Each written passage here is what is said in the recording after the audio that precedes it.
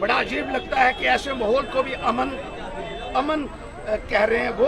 मुझे बड़ी हैरानगी होती है। अगर ये अमन है तो फिर दहशतगर्दी क्या होती है? मैं पूछना चाहता हूँ बीजेपी के लोगों से कि आए दिन बेगुनाहों का कत्ल हो रहा है, उनको बेरहमी के साथ मारा जा रहा है, सैनिक शहीद हो रहे हैं और अपने मुल्क के अंदर लोग आज महफूज नहीं है। नरेंद्र मोदी जी, आपको जवाब देना होगा हिंदुस्तान के अवाम को, और लोगों को अधिकार है कि आपसे सवाल पूछें। आप लोगों को मसल नहीं सकते हैं इस तरीके से। अगर ये इस्तीफा दे देते हैं तो फिर कौन आएगा सत्ता संभालने के लिए? कोई भी आ सकता है। ये हाइपोथेटिकल क्वेश्चन है आपका। कौन? इस मुल्क में हजारों करोड़ों लोग ऐसे हैं जो इस काबिल हैं, जो देश को चला सकते हैं, लेकिन जो फेल हुआ है, मैं ये कहता हूं कि उनको सत्ता में बने रहने का कोई अधिकार नहीं। लोग डरते हैं इनसे, इसलिए नहीं बोलते हैं। सबके मन में यही बात है कि ये लोग फेल हो चुके हैं और लोगों को डरा कर धमका कर, एक तरफ तो दहशतगर्दी का माहौल है, दूसरी तरफ सरकारी दहशतगर्दी मची हुई है। लोगों को तोड़ा जा रहा है, लोगों की पार्टियों को तोड़ा जा रहा है, ताकि भारतीय जनता पार्टी के खिलाफ बोलने वाला कोई ना रहे। एकमात्र इनका मकसद यही है। जनता को लगता है भारतीय जनता पार्टी का कोई विकल्प नहीं है। क्या लग रहा है घाटी में बदलाव होगा? पार्टी विकल्प बनकर उतरेगी सर? बिल्कुल उतरेगी, जब लोग फैसला करेंगे। ये लोगों के ऊपर निर्भर करता है, ये हमारे ऊपर नहीं है। लोगों को देखना होगा कि जिन लोगों ने लगातार उनके साथ विश्वासघात किया है, जो फेल हो चुके हैं समस्या का समाधान करने में, उन लोगों को जो है वो दरकिनार करना होगा और सही फैसला लेना होगा। सही फैसला लेकर ही हम अपनी समस्याओं से निजात पा सकते हैं। वरना जिस तरीके से माहौल चल रहा है जम्मू कश्मीर में, इसको जिस तरीके से एक प्रयोगशाला बनाया हुआ भारतीय जनता पार्टी ने, वो देश के हित में नहीं है, वो जम्मू कश्मीर के हित में नहीं है। आने वाले दिनों में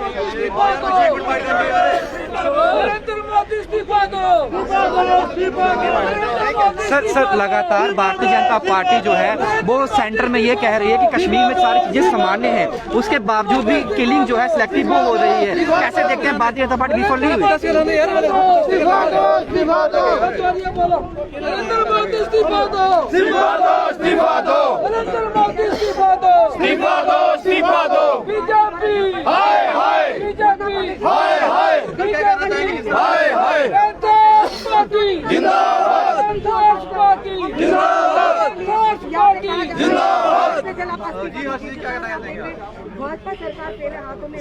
देखिए, आज का प्रदर्शन इसलिए था कि जो कश्मीर में हालात लगातार खराब होते जा रहे हैं और रोज़ाना आए दिन आप देखते हैं कि सिविलियंस की किलिंग हो रही है, सिक्योरिटी फोर्सेस के जवान जो है वो शहीद हो रहे हैं। मुल्क के अंदर ही लोग महफूज आज की तारीख में नहीं है, तो सरकार को सत्ता में बने रहने का क्या अधिकार है, मैं ये पूछना चाहता हूँ। आप दूध की नदियों की बात करते थे, दूध की नदियाँ तो कहीं नहीं दिखी, लेकिन खून की नदियाँ ज़रूर यहाँ दिख रही हैं और पूरे तरीके से असफल हो चुकी है सरकार इस दहशतगर्दी के ऊपर लगाम लगाने में।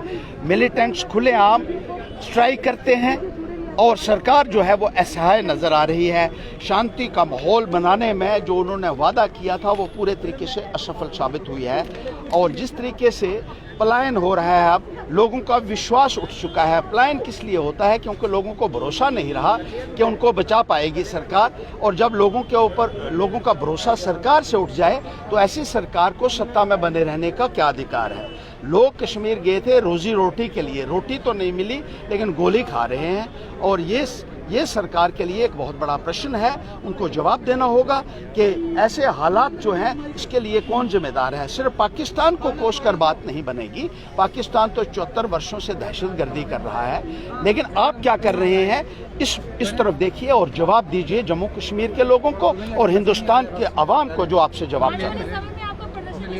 यही चलेगा, हम तो अपनी बात करते रहेंगे, सरकार को चेताते रहेंगे, लोगों को जागृत करते रहेंगे और लोगों को बताएंगे कि ऐसी सरकार को आप खदेड़िए, ऐसी पार्टी को खदेड़िए जो सिर्फ जुमले वाली सरकार है और जो पूरे तरीके से अपने वादों के ऊपर अमल करने में नाकामयाब साबित। सर लगता है भारतीय जनता पार्टी जवाब देगी, क्योंकि लगातार एलिगेशंस लगाए जा रहे हैं, आप विरोध प्रदर्शन भी कर रहे हैं कि उनके 70 डेलीगेशन जो है कश्मीर का दौरा कर चुके हैं, मिनिस्टर्स वहां पहुंच रहे हैं, कह रहे हैं कि तस्वीर साफ है, हम जो है वो कतई भी वहां पर 90 का दशक जो है वो दोहराने नहीं देंगे, लेकिन नरसंहार जो है वो लगातार चल रहा है। देखिए, भारतीय जनता पार्टी को ऐसा माहौल भी मुझे अजीब लगता है कि सामान्य नजर आ रहा है, जहां बेगुनाहों का खून लगातार बह रहा है और इतनी सिविलियंस की किलिंग कभी नहीं हुई।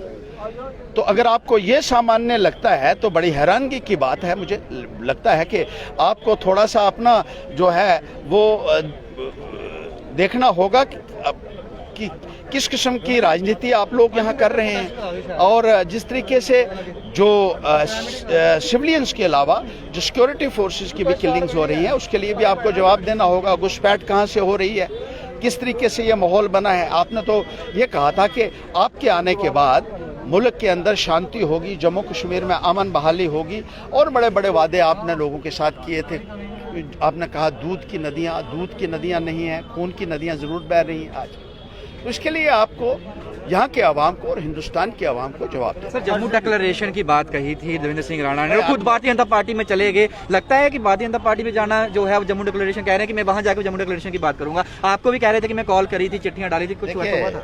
उनकी बात उनको ही पूछिए कि वो क्या चाहते हैं। ये सब जानते हैं कि उन्होंने क्यों शामिल किया है, उन्होंने क्यों। अब ज़्यादा इसके ऊपर मुझे नहीं लगता कि चर्चा करने की ज़रूरत है। तो वो भारतीय जनता पार्टी तो वैसे भी ये जो है वो एक तो दहशतगर्दी का माहौल है मिलिटेंट्स की, दूसरी सरकारी दहशतगर्दी भी है। अब हर कोई खड़ा नहीं रह सकता है भारतीय जनता पार्टी के सामने, बहुत हिम्मत चाहिए, और सब लोगों में इतनी हिम्मत नहीं है।